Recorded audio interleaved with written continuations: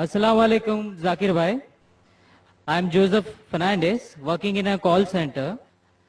میرا سوال آپ سے یہ ہے کہ مجھے کئی دوست ملے جن میں سے کچھ سیاہ ہے اور کچھ سنی. جیسے آپ نے کچھ دیر پہلے بتایا کہ جو انسان مانتا ہے کہ اللہ ایک ہے اور محمد علیہ السلام آخری پیغمبر ہیں تو میں مانتا ہوں اس بات کو. تو اگر میں یہ کہوں کہ میں مسلمان ہوں تو یہ جھوٹ نہیں ہے.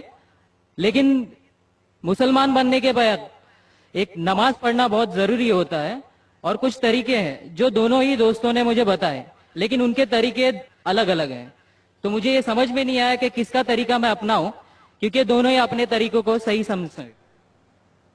بھائی صاحب نے سوال کیا کہ اگر اللہ ایک ہے اس میں ماننا ہے اور محمد صلی اللہ علیہ وسلم پیغمبر ہے تو میں مانتا ہوں تو اس طریقے سے مسلمان ہوں میں.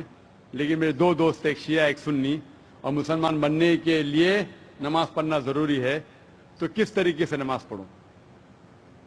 بھائی صاحب آپ کہتے ہیں کہ اللہ ایک ہے, آپ مانتے ہیں کہ اللہ کے پیغمبر محمد صلی اللہ علیہ وسلم آخری پیغمبر ہے, تو آپ نے کہا کہ کس طریقے سے نماز پڑھوں.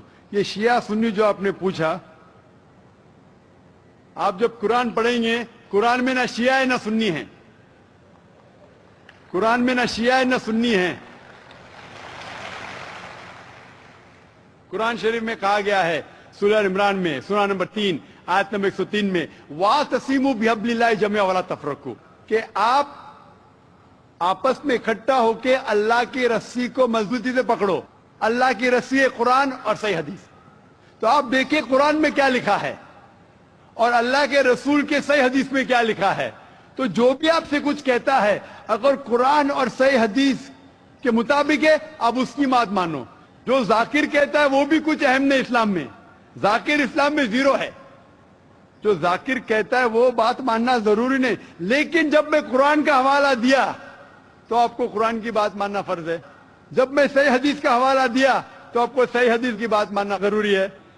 تو اسی لیے کوئی بھی شخص کچھ کہتا ہے اگر اختلاف ہے اس میں تو پھر سے رجوع ہو جاؤ قرآن اور حدیث کے پاس, کیونکہ قرآن میں لکھا ہے سورہ نساء میں سورہ نمبر 4 آیت نمبر 59 میں ورس نمبر 59 میں اطیعوا اللہ واطیعوا الرسول, اللہ کی اطاعت کرو, اللہ کی بات مانو اور اللہ کے رسول کی بات مانو. تو اگر دو شخص دو عالم کوئی بھی اگر اختلاف ہے آپ پھر سے مڑو اللہ اور اللہ کے رسول کے پاس, قرآن اور صحیح حدیث کے پاس. پھر دیکھو کہ کون سا دوست, کون سا مسلم, کون سا عالم, کون سا مولانا قرآن اور صحیح حدیث کے مطابق کہہ رہا ہے. آپ سمجھے؟ تو اس سے پتا چلے گا کہ کیا صحیح ہے. آپ بولتے ہیں کہ نماز پڑھنے کے طریقے میں اختلاف ہے. شروع میں کم از کم جو یکساں ہے وہ تو شروع کرو. اختلاف بہت تھوڑا ہے, نماز کے طریقے میں اختلاف بہت تھوڑا ہے, جو یکساں ہے وہ تو شروع کرو. اگر آپ مسلمان بننا چاہتے ہیں تو اتنا وقت کیوں لے رہے؟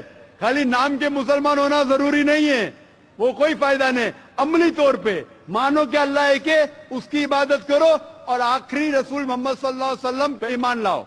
اور اس کے بعد پھر تحقیق کرو آپ کے دو دوست لوگ جو بول رہے قرآن سے کون میچ کرتا ہے, صحیح حدیث سے کون میچ کرتا ہے. کیونکہ اللہ کے رسول فرماتے, صحیح بخاری کی حدیث ہے, اس طریقے سے نماز پڑھو جس طریقے سے آپ نے مجھے دیکھا. تو جو صحیح حدیث سے ثابت ہے, قرآن اور صحیح حدیث سے, اس طریقے سے نماز پڑھو. لیکن اگر 19-20 فرق ہے, کم از کم جو یکساں ہے وہ تو شروع کرو. اختلافی باتوں پہ تحقیق کرو, انشاءاللہ پتہ لگ جائیں گا آپ کو کیا صحیح ہے. تو انشاءاللہ ابھی آپ صرف نام کے مسلمان مت نہ ہو, عملی طور کے اوپر مانو کہ اللہ ایک ہے اور اللہ کے رسول محمد صلی اللہ علیہ وسلم آخری پیغمبر ہے. Hope dance